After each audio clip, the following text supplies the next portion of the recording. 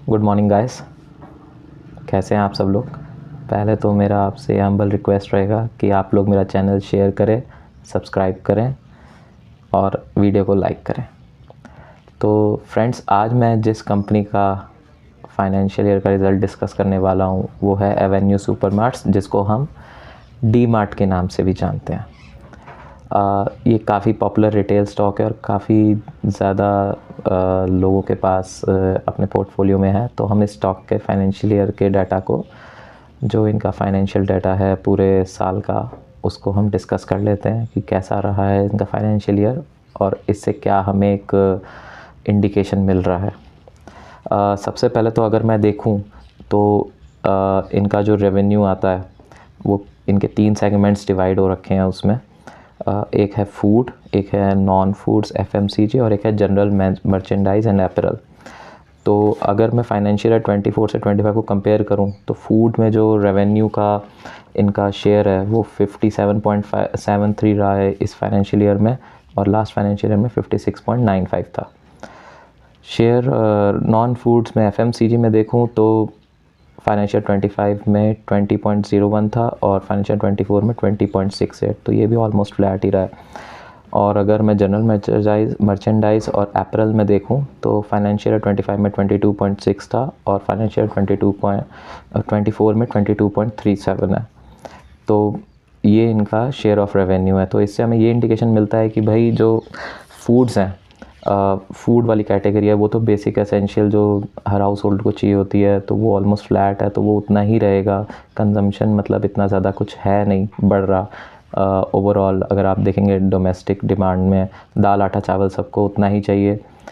7% से population growth होएगा तो ईयर ऑन ईयर भी उस हिसाब से थोड़ा बहुत बढ़ जाएगा, लेकिन इनका वो भी शेयर नहीं बढ़ रहा है। तो इसका मतलब है कि कोई और कॉम्पिटिटर भी है, जैसे कि ऑनलाइन हम अमेज़ोन से मंगवा लेते हैं या रिलायंस रिटेल का जो जियो मार्ट है उससे मंगवा लेते हैं, तो वो इनका कंपटीशन खा रहा है। जो इनका बेसिक सबसे ज़्यादा मार्जिन जिससे बनना चाहिए, जहाँ इनको सबसे ज़्यादा प्रॉफिट होता है, वो होगा जनरल मर्चेंडाइज एंड अपैरल। तो वहाँ पे तो इनकी सेल्स बल्कि हल्की सी डिप हुई है। तो तभी इनका जो, अगर मैं देखूँ बाकी डाटा, जो इनका नेट प्रॉफिट है वो 5.4% था लास्ट ईयर पूरे फाइनेंशियल ईयर का, और इस बार जो नेट प्रॉफिट आफ्टर टैक्स था 5.4% था लास्ट फाइनेंशियल ईयर का, और इस फाइनेंशियल ईयर में वो 5.1% रह गया।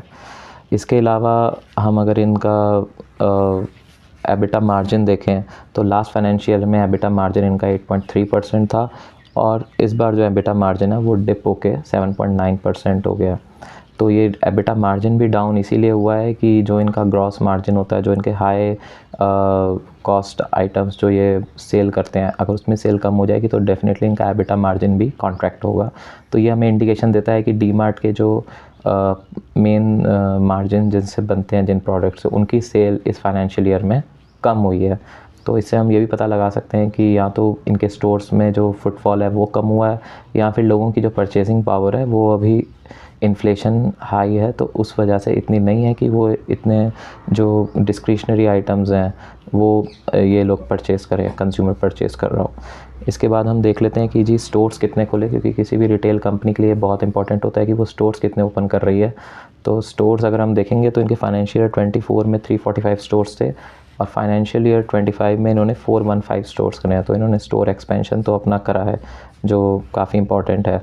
इसके अलावा अगर हम देखें तो इनका एक मैं जोग्राफिकल सिचुएशन में देख रहा था कि ये कहाँ पे ज़्यादा प्रेजेंट है, तो मैंने ये देखा कि ये मोस्टली वेस्टर्न और साउथ और नॉर्थ इंडिया में है। ईस्ट इंडिया में तो अभी ये, नॉर्थ ईस्ट इंडिया में तो अभी तो इन्होंने अपना कुछ भी नहीं स्टोर्स खोला है। इसके अलावा अगर हम देखें तो ये जो इनका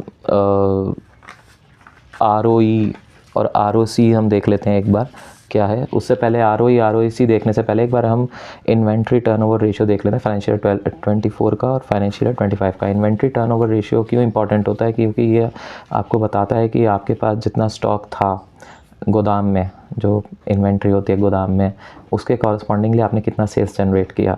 तो अगर आप देखेंगे तो फाइनेंशियल 24 में इनका इन्वेंट्री टर्नओवर रेशियो 14.6 था, और फाइनेंशियल 25 में इनका इन्वेंट्री टर्न अराउंड रेशियो 13.6 है, यानी कि थोड़ा कम हुआ है।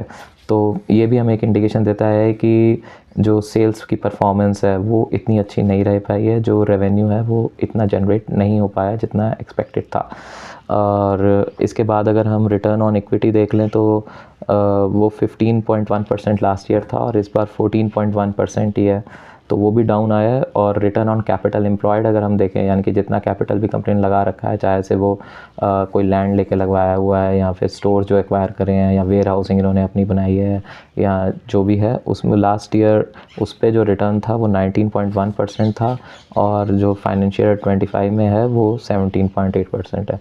तो अगर आप होल फाइनेंशियल ईयर के डाटास को एनालाइज करेंगे तो आप ये पाएंगे कि most of the parameters down ही गए हैं। स्टोर एक्सपेंशन उन्होंने बढ़ाया, बट जनरली एवेन्यू सुपरमार्ट्स का रिजल्ट में अगर आप देखेंगे ROE, ROC, inventory turnover ratio और एबिटा मार्जिन, ये सब डाउन गया है। और इससे एक इंडिकेशन ये भी मिलता है कि इनके जो ग्रॉस मार्जिन जिससे बनता है, जिसमें सबसे ज़्यादा ये लोग कमाते हैं पैसा, उसकी सेल्स थोड़ी कम हो रही है। तो इससे हमें एक जनरल आइडिया मिलता है कि डी मार्ट जो है वो Tier 2 और Tier 3 सिटीज़ में काफ़ी भरा हुआ है।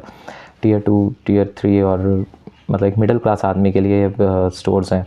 तो अगर उससे हम ये पता लगा सकते हैं कि जो कंज्यूमर्स हैं वो परचेज़ जिसमें जो एक डिस्क्रिशनरी आइटम्स हैं, जो ठीक है अगर मन किया तो परचेज़ कर लिया, नहीं तो अगली बार कर लेंगे, उसमें स्पेंडिंग कम हो रही है और इसी वजह से इनके मार्जिन्स थोड़े फॉल कर रहे हैं। बाकी इनका कंपटीशन अमेज़ॉन, फ्लिपकार्ट और जियो मार्ट से है, तो वहाँ से भी इनकी सेल्स को फ़र्क पड़ रहा है।